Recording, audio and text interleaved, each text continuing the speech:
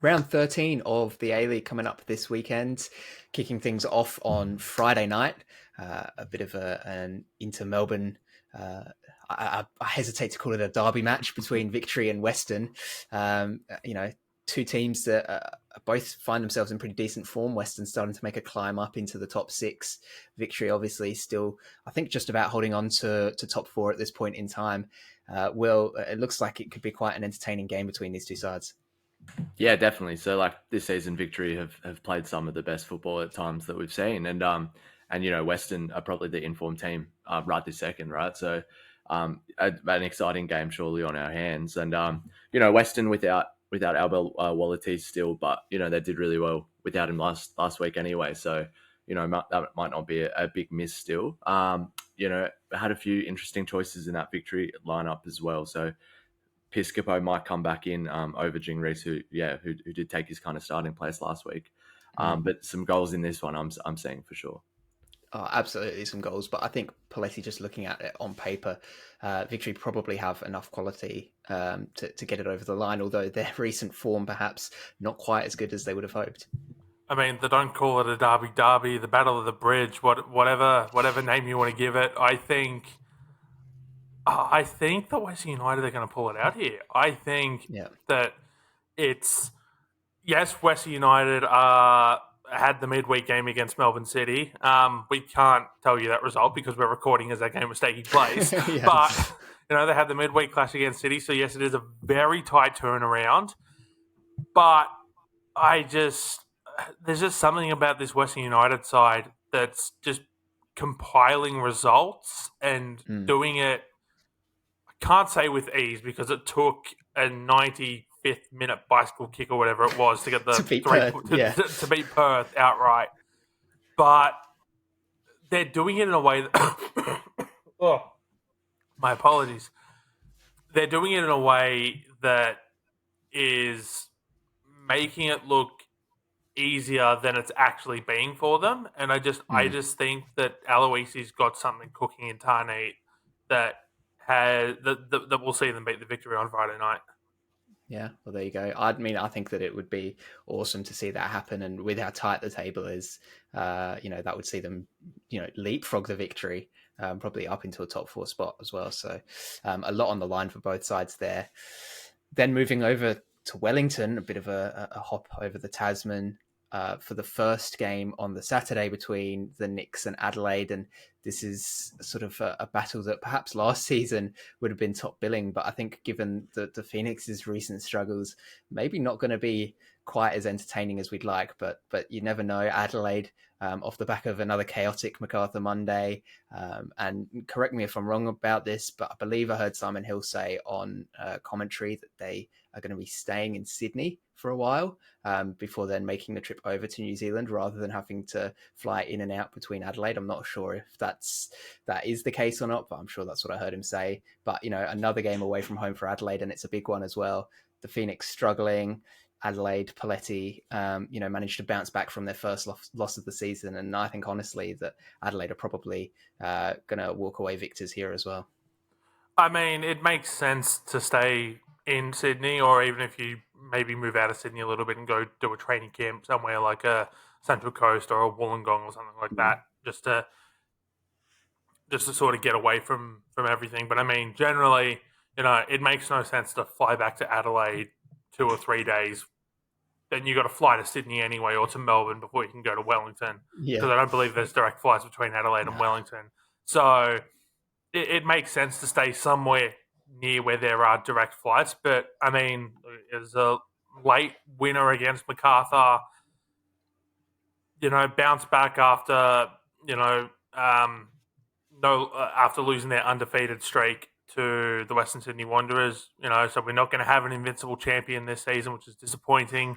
But I mean, it's what can you do sort of vibe. It's you can only bounce back and play who's in front of you, and I think that Adelaide could cause an upset over there in Wellington because the Knicks haven't looked great this season, and we touched on this on Tuesday's podcast where we sort of looked at, is Chiefy trying to do too much? And I feel like that's something that Calvi can exploit. Yeah. Yeah, for sure. One thing about both these teams, though, is that for the most part, they score goals, right? Knicks didn't get a goal in their last game, which was something we pointed out on the full episode on the podcast, saying, it's pretty rare for that to happen with this Wellington side. So I'm actually going to get my prediction in now. And I'm going to say that both sides are going to score in this game, but Adelaide will win. So that's my prediction. I just think that, there's probably goals in this one. We know Wellington like to hit on the counter and perhaps Adelaide not so good in transition, defensively at least, and Adelaide just score goals every game. So, Will, that's sort of the way I'm leaning. How do you view it? Yeah, that sounds like sounds quite plausible to me, and taking a page out of my book a little bit on the predictions there. That's kind of the avenue. I've tried everything else. I've tried everything else. It's been working for me in most weeks. So no, it's a good shout. I think I'm also just keen to shout out to Archie Goodwin, who's having a fantastic season as well, and really just keen to see how his season unfolds. I mean, he's such a threat. And really has looked like he's stepped up his finishing, especially this season already. So yeah, if they've got him firing, which he is not far away from top scorer in the league at the moment, and if they've got him in the form that he's in, and I think he could make an impact in this game, and I see Adelaide taking this one out as well. Yeah, there you go. Well, the filling in this triple header sandwich on Saturday is what could perhaps be quite. I don't want to say a dull encounter, Will, but City and Brisbane,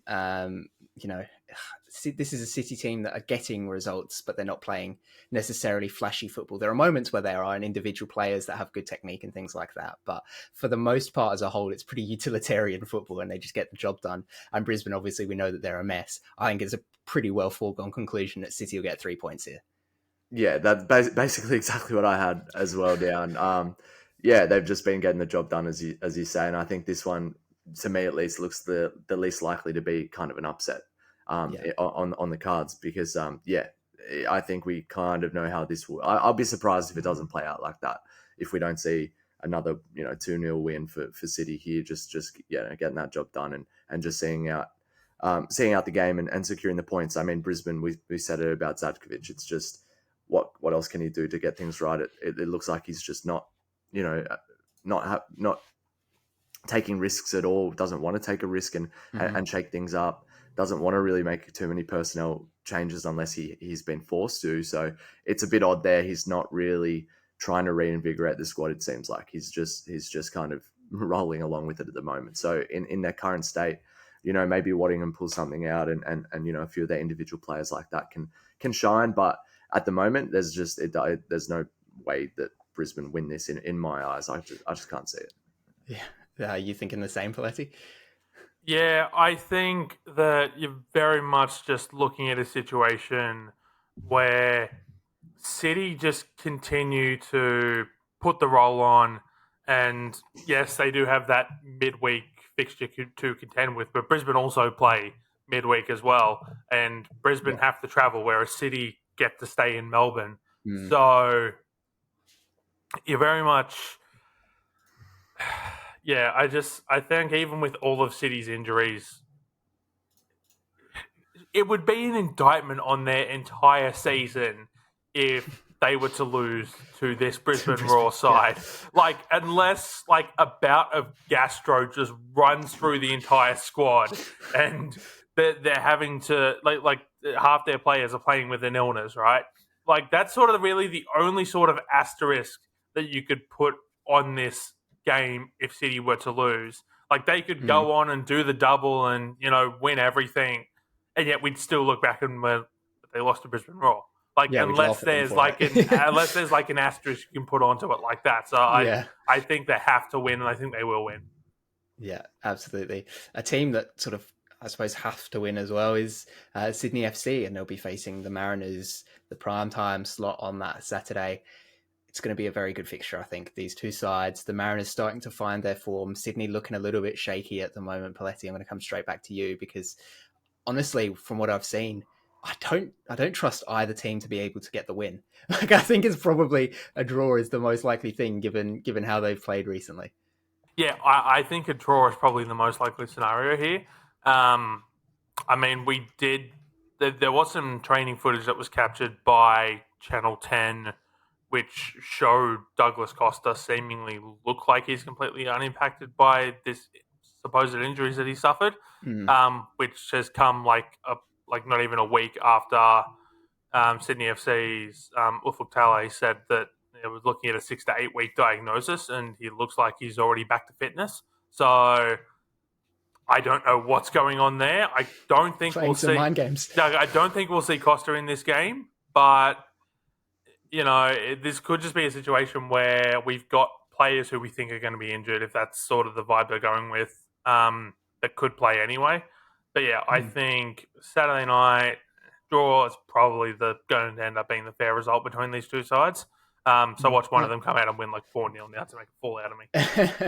And from a Mariners perspective, Will, we sort of touched on it on the podcast, but I think perhaps the scoreline flattered them a little bit in their last game where, okay, yes, they got the result, but perhaps not quite as good as the score would have people believe. Do you think that it's a case of that they're still not quite found their feet yet? They're still looking for that something to really get their season going. And do you reckon that this is a chance for them to do that, right? Against the struggling Sydney side, it's a sort of localish game for them. They don't have to travel too far. It seems like a good opportunity for them.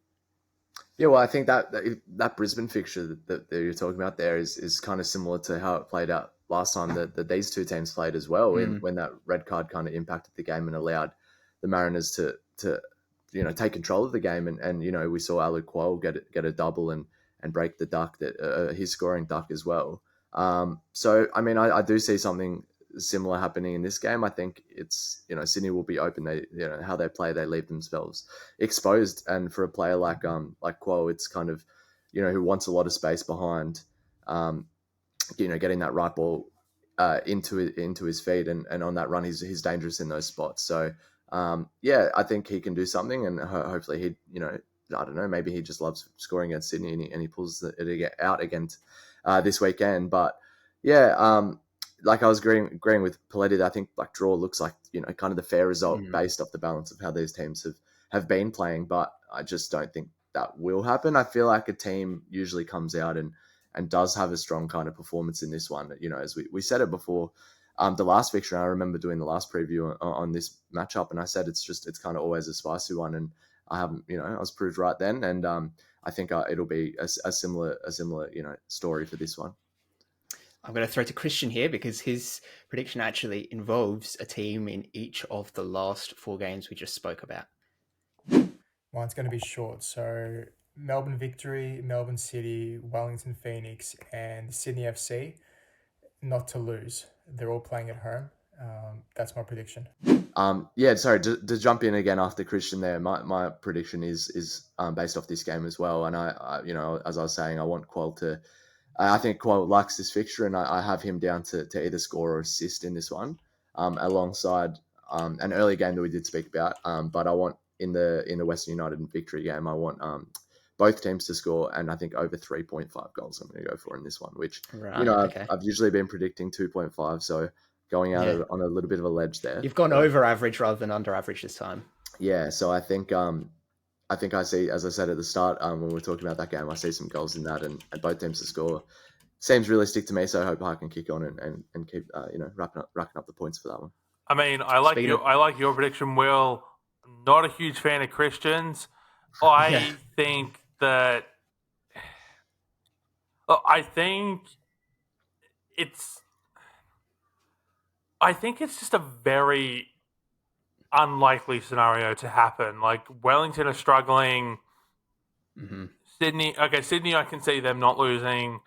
City, they won't lose. It's Brisbane, right? That's like putting $1.05 bet into your multi to increase the odds from 310 to 315, right? Or to 314 or whatever. The sort of multiplier works out as. It does nothing, right? It's there simply to make it look more impressive. Yeah. And Victory, they could beat Western United. They could also draw, but they could also lose. I think it's. I don't like it on the surface. It's a lot of risk in that one. Like watching these videos back when I haven't been on the episode, but I've sent mine in. I see his reaction to mine, and I have like maybe 2 legs, 3 legs, and he's like, "Oh, Will's doing it again. He's going crazy with it." Like, he goes out with 4, yeah. Now he goes with 4, and needless risk. I think he's taken. Yeah. He hasn't taken the favourite. In each fixture, like we were saying about the Adelaide. I think 3 of those 4 teams could lose. Yeah, I don't really see City unless there's like an early red card or something for them, or like you said, Paletti, there's a stomach bug that goes around the squad or something. They're probably not going to lose that. That's but the other 3 ones, teams, I think, they all could lose those matches. So it does seem, fair play risky. if it comes off. Like it'll be deserving of 3 points, but it's a lot of risk for not much benefit. I think in that one. I think maybe his head's gotten a bit too big with the performances he has had so far this season, and he's starting to reach a little bit.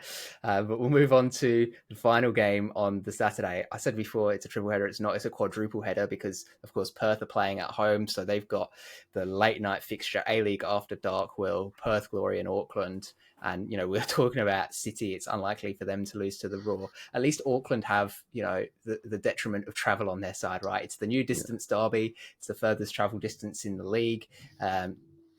It's never easy to go to Perth, right? Western have just found that out. But I do think that Auckland probably have a bit more quality than Western do, especially defensively, which is where Western struggled in that game. So look, for me, I think that Auckland will get the job done, but perhaps maybe not as easily as they might think it'll be.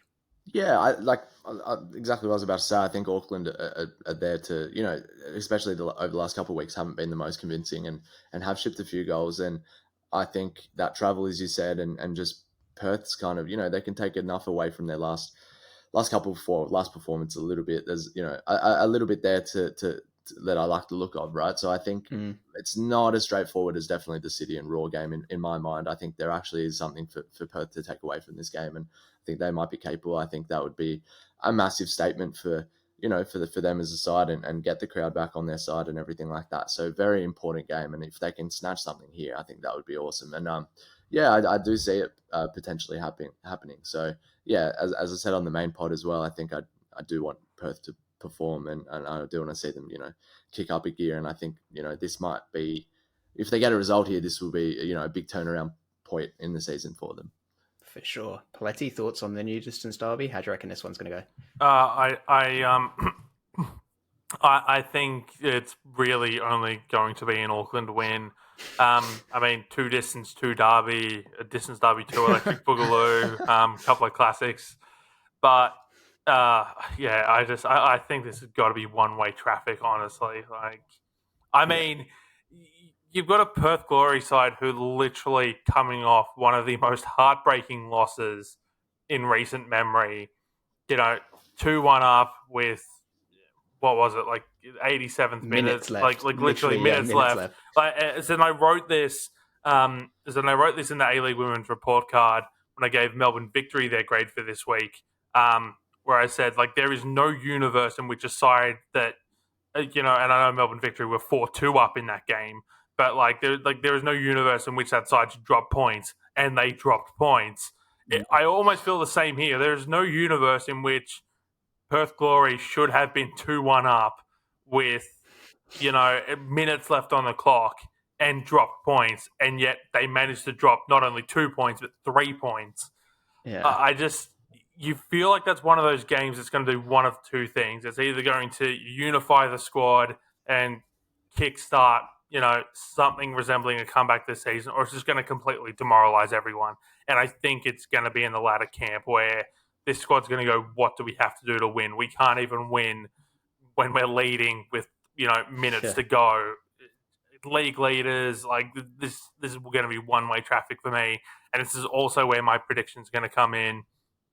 I've got, so as we record, the sides currently outside the top 10 on the table are Newcastle in 11th, Perth in 12th, and Brisbane Raw in 13th. I think that none of those 3 sides will win their respective fixtures this weekend. So I don't think Brisbane will beat City. I don't think Perth will beat Auckland, and I don't think Newcastle will beat MacArthur. So I've got, there we go. So I've got Newcastle, Perth, and Brisbane. None of those 3 sides will win their respective fixtures this weekend. Right. Left a bit of room in there for for a draw too, yeah. But so I mean, hey, we're not taking the allowed to ask conservative- clarifying questions here. We save that No, for next I'm one. not. That's not a clarifying question. I'm just saying, as a It's fact, a you've left some room statement. in a cowardly way. No Hasn't clarifying died. statements. I wasn't Mr. Lawyer, clarifying. Mr. Lawyer, I'm no making fun of clarifying it. statements, please. We'll have to move it on to next week's one when inevitably one of those three teams draw and we have a massive argument about it. No. But it has provided a nice little segue, though. You mentioned Newcastle, you think are not going to win against the Bulls. They will be hosting them on Sunday afternoon. Will look, the Jets coming off a tight run game against Sydney, right? They looked really, really good in that first half against the Sky Blues. Sort of lost control a little bit in the second half and ended up drawing 2-2, and perhaps another one of those games where Stanton will feel like he didn't get the result that perhaps portions of the game deserved. MacArthur similarly, right? They were on top after 85 minutes or something, and then Adelaide coming quick fire with 2 goals to steal it in added time. And it feels like both of these sides are struggling to get results that perhaps they think that they deserve, and it could be an interesting game here where, similarly to Sydney and Mariners, it's two sides who just can't seem to get wins. Yeah, like two teams out for blood, as you say, and their previous 2 fixtures didn't end the way that they would have wanted them to. So I think these two are teams that at times have played entertaining football this season. I think they look really good on the break. They're both teams who kind of do look, in their element when they are, kind of sitting back and looking to exploit moments, right? So I think this game will be interesting in terms of, which team wants to give up possession more and which team's happier with the ball. I think MacArthur have probably looked better on the ball and happier controlling games at more points through this season. So I think that's kind of how I see it going out. But then, yeah, Jets have shown that they're dangerous breaking away in those moments in the game. So I think this one, I mean, I say that now, this can go either way, right? This one, I think it can be a massive dud, 0-0. It has the potential, but also I do see some exciting goals. Maybe not an exciting and thrilling 90 minutes, but I think I see some exciting moments happening in this game. And I mean, I think a draw. I'm not going out on a limb saying that. I think I do see a draw or a team to snatch it maybe by one goal. Yeah. I see in this one. Yeah, something tight. And Paletti, you obviously said you don't back the Jets to win. Is that because you just don't rate them, or you think MacArthur's better? I mean, I'm viewing it sort of almost through the lens of a battle between Eli Adams and Jed Drew, right? As which player is the one that's going to step up and have the impact for their respective side, 2 young wingers. But I'd be interested to hear a little bit more about your thoughts as to why you don't back the Jets here. Yes. To Yes. every question you just asked, yes. No, look, I think, yes, the Newcastle Jets beat MacArthur 2-0 earlier this season at Campbelltown.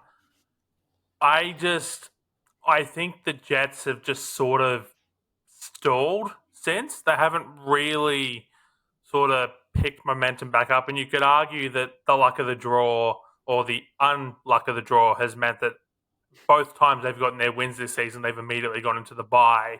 While, because of the crazy scheduling that the league has this season with the byes, and yet, I brought this up in the press conference or with Mille on Monday night, MacArthur are the only side that are yet to have a bye this season.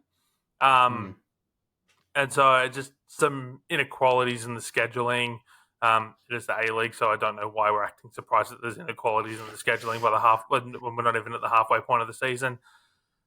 But I just think with the way that MacArthur lost that game on Monday night, that Miele's sort of going to get up their backside a little bit and sort of push them to perform. We saw Jed Drew come off and he was very frustrated that he got taken off, was kicking things around. Now, whether that's because it was frustration of getting off or there was performance because he had a poor game, I asked Mille, he didn't know. He hadn't talked to Drew about it at the point of the press conference. But I just think there's a lot that's going on there that'll sort of get this side back into stretch. And I think there's, besides Perth, there's probably no better side that you want to come up against right now than the Jets if you're looking to re-kickstart something and sort of stake your claim once again in the top 6 with with a 3-point performance. And I think that's what we're going to get on Sunday afternoon from MacArthur. And that's not to discredit the Jets in any way. I just think that, as I said, the Jets have stalled a little bit. They're struggling. And I don't, like, even if they beat Brisbane on Tuesday night, again, we're recording, so we don't know the result of that game yet. I just can't see it being enough to sort of kickstart any sort of revival from them against a side that has finals aspirations. Yeah. Fair enough. Well, there you go. That's our predictions and look ahead to this weekend's games. Lockie hasn't, at the time of recording, sent through his prediction to me. So as at this point in time, he is not getting any points at all next weekend. So, that's a huge plus for us. But if he does manage to get it in before the upload deadline, I will be putting it in here. But if it's blank, then unlucky Lockie, you missed out. Speaking of missing out, somebody has missed the mark completely in their predictions from last week. Christian, back to his good old self. He said that Wellington would beat City and Sydney would beat the Jets. Neither of those happened. I think that we're all in agreement that is about as bad as you can get a prediction there. I mean, he didn't get a single bit of it right.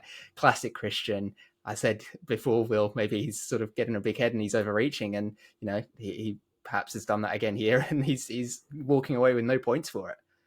Yeah, I mean, just predicting two results like that, it's not, I don't know, you're just splitting it up in a way that, you're not really angling for 3 points, or even if you got one of them right, it's not really, challenging for the 2 or 1. So I'm not sure of his strategy. It's interesting, and I'm glad to, be keeping a close eye on it, because somebody who's highly critical of my setup. So like, unlucky for him. Maybe that prediction was so wrong. I think maybe he misses a couple of weeks in the future or something. Suspension.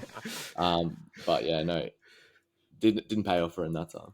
What it does, though, is it does make things interesting for the rest of us, right? Because you both got yours spot on. So, Will, you said there'd be over 2.5 goals in the Victory Wanderers game and the Sydney Jets game, and there were 4 goals in both of those games. Paletti, you said that there'd be a crowd below 6,000 at the Perth game, and there was a crowd of 4,564. So, congrats to both of you. I think you're obviously you got them spot on. You'll be fighting out for the 3 points. But then Lockie and I have both missed half, but also got it right at the same time, but not. So I said that there would be an added time goal. There ended up being 4 of them. I thought going for 1 was crazy, and then even crazier stuff happened in that round. And Lockie said something that honestly I think is a pretty low bar, and he did admit it in the last predictions game episode as well. He did say, if I don't get this spot on, you're probably not going to give me the points, right? And his prediction was that no more than 2 of the teams that played midweek would then lose their game on the weekend, which really sounds really, really convoluted, right? But the teams that played midweek were Victory, Auckland, Mariners, City, Wanderers, MacArthur. Auckland had the bye. Victory were playing the Wanderers on the weekend, and then the Mariners obviously beat the Raw. City beat the Phoenix, and it was actually a draw between Victory, Wanderers, and MacArthur lost to Adelaide. So he technically got it right because only 1 team lost. He said no more than 2. So I'm actually seeing it almost as half right, and that it was a pretty low bar that he set for himself anyway by giving himself that leeway, and something he admitted. So before we get on to the talk of 3 votes, let's eliminate one of either myself or Lockie from contention from votes completely here. I think I've made a decent enough case, but I'm going to throw it over to you two now to figure out which way you want to go with this. I think I think the problem with Lockie's, as you said, is that the bar is just so low. Like, I think if we're looking at a situation here where Victory and Wanderers play someone else, like they don't play each other, I think then you could argue that Lockie has the point wrapped up here. However, they did play each other, so that almost it basically takes a team out of it, right? Did either of us expect either of those sides to walk away victorious? Like, I don't think, I think a draw was probably the most likely outcome in that game. And I know that's sort of a results-based analysis, hindsight 2020, yada, yada, yada. But I don't know. I never felt like either of those sides were in control of that game to the point where they would walk away with a win. And then, City beating Wellington. Wellington haven't won him against City in Melbourne since like 2013 or some crazy stuff like that. I think they were still Melbourne hard at the time. And then what was it? It was Auckland. Did we ever expect them to lose? Auckland they had a bye. Yeah, they had the bye. So that takes a team out. Yeah. But that being said, you missed by 3. I did. But this is my point, right? Is it missing by 3 on something exact, or getting it right but having a low bar? Which this is sort of what I'm putting to you guys as being the deciding point, right? Because that's the difference between us. Do you value going, for something exact and missing a little bit, but still getting it technically right, or setting a lower bar and not even getting to that bar, Yeah, Lockie's not going to like to hear this, but yeah, he just didn't really go out on a limb there too much and played it safe, and it didn't come exactly off. Like if you said something like exactly 2 of the midweek teams to lose or something like that, and it came off short. But you're both a degree away from your initial prediction, but I just feel like I'll give it to you, Jacob, just because it was a ballsier initial prediction, right? And it was a bit of fun. Yours just feels nicer. It's a nicer added time goals, and Western United got you got 2 of them basically, and really good ones. Mariners and Adelaide also got them. So it was just yeah. I don't know. I just think I'm going to go with the added time goals, even though that 4 that's great. It feels like a freak that there was 4 I do. Yeah, I'm going to give the 1 point to Jacob. Yeah, I've got no issues there. To be a complete smart aleck here, technically MacArthur didn't even lose on the weekend. Technically. No, look. That could be my transcription. I don't remember word for word what he said for the exact thing. No, look, I think Jacob gets a point here. I think Lockie set the bar too low. And as someone who feels very aggrieved for perceived low bars and costing them points, I think it'd be pretty bad for me to then reward someone for a low bar. Jacob, you get a point. Well done. Congratulations. Nice. Well, and like I said, Lockie himself said, if I don't get exactly 2, you're probably not going to give me votes. So it's come back to bite him admitting that it was a low bar in the first place. So learn your lesson there, Lockie. But now I again find myself in the position of having to be the decision maker for the 3 votes. And I've said the last 3 or 4 weeks, I want to stop being in this position, but I had to host this. We had to have us 3 on this, so there was no other option, and it just so happened that the both of you hit it. Like I said, I'll just reiterate them. So Paletti, crowd below 6,000 at Perth, were 4,564, so 1,500 off there.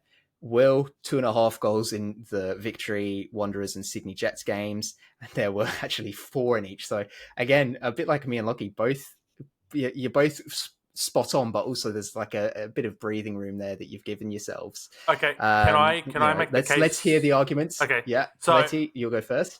I said 6,000 because outside of COVID restrictions, I can't recall a crowd number below 5,000 at HBF Park for a Perth Glory game.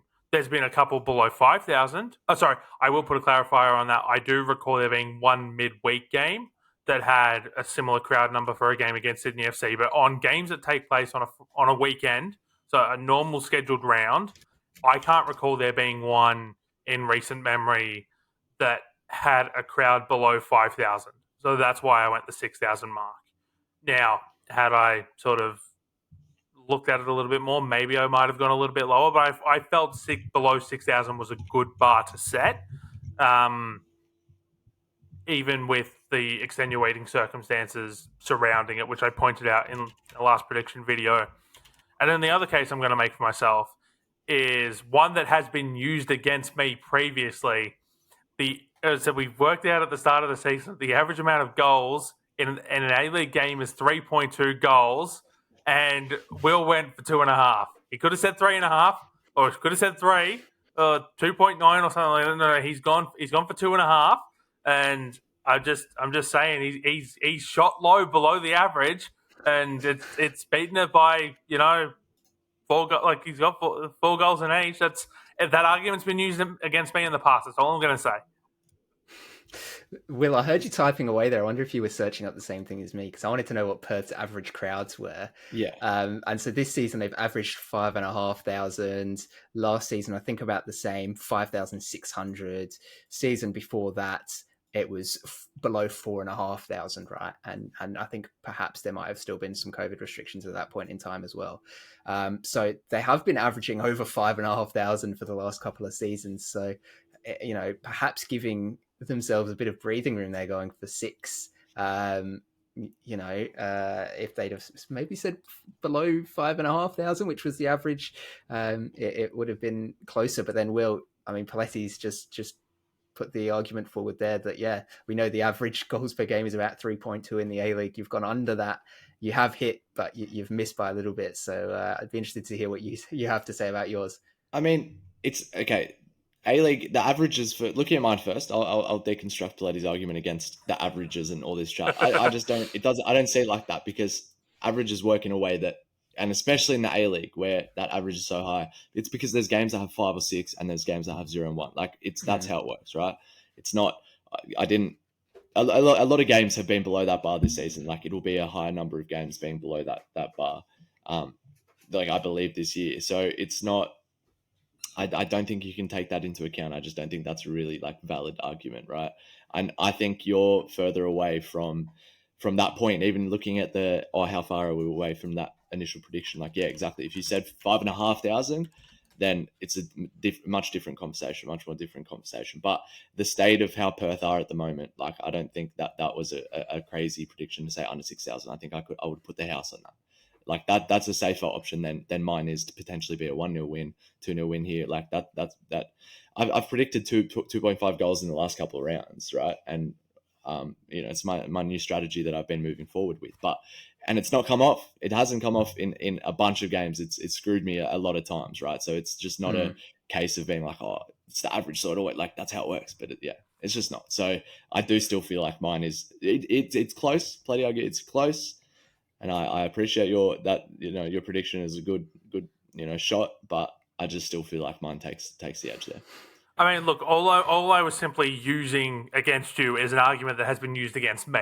That's literally. It's not even like I was fighting it because I believe it. I'm just saying that argument has been used agained me already this season to cost me points. Yeah. So I just say as well, I have to at least try and throw somebody it back. Who's not here.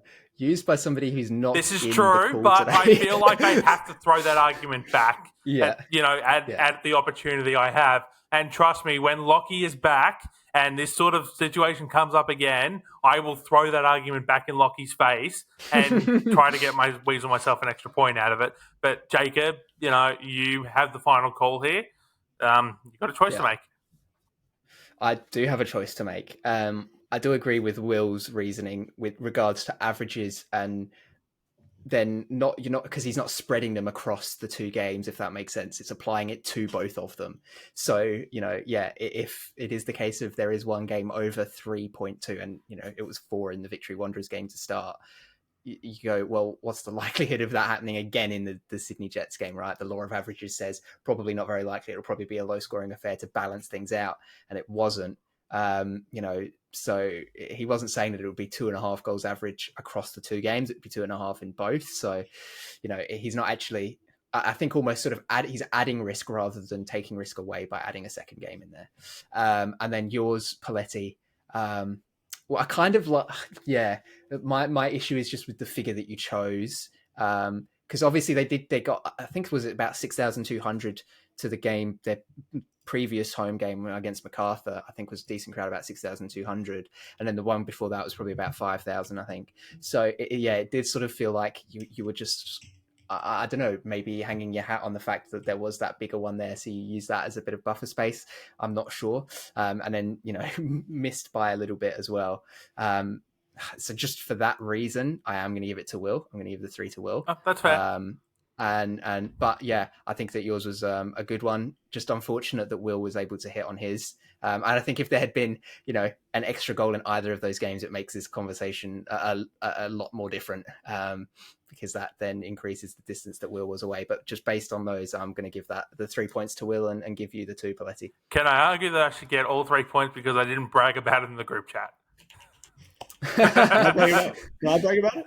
No. I was just taking a shot at Christian. But that's the Christian, yeah. But that argument didn't work last week, unfortunately. No, look, I think that's fair, and I very much like your logic and your reasoning, and therefore I'm going to put forward a case that you should host prediction games going forward. I like your logic, I like your reasoning, I like your explanations. I think it's a little bit better than. I think it's a little bit better than what other hosts of this predictions stuff may or may not have done in the past. Jeez, you really don't want Lockie on your side, do you? He's going to watch this and he's not going to give you a point the rest of the season now. Yeah, no, that's fair. To be fair, I also realised that I did kind of trash the Newcastle Jets. I am wearing a Newcastle Jets jersey tonight, so whoops. Right, well, I'm not quite sure where that leaves the standings or anything. If I can be bothered to figure it out, I'm going to be editing this. I'll put it up on the screen. The likelihood is I can't be bothered. So those of you who watch week in, week out will probably be keeping track better than we are. But when Lockie's back... Hey, I'd like to know. I think I'm back in the race. You'd like to know. I think you've closed the gap now with those 3 points. The same with Paletti. I still think I'm last, though. I think Lockie is still in first. I think I'm then a point behind him, tied with Christian, who didn't get any this week. And then I think you guys are coming in maybe 2 points behind that. So you've closed the gap up this week. Thanks to Christian and Lockie not getting points. So, and Lockie at this point in time as well, like I said, hasn't got a prediction in for next week, so won't be scoring points at this point in time either. So chance to close in again. But yeah, like I said, if I can be bothered, I'll put them up on the screen, but otherwise that'll do. And look forward to seeing you all again next week, where I'm sure we'll have some more fun arguments about who deserves the points.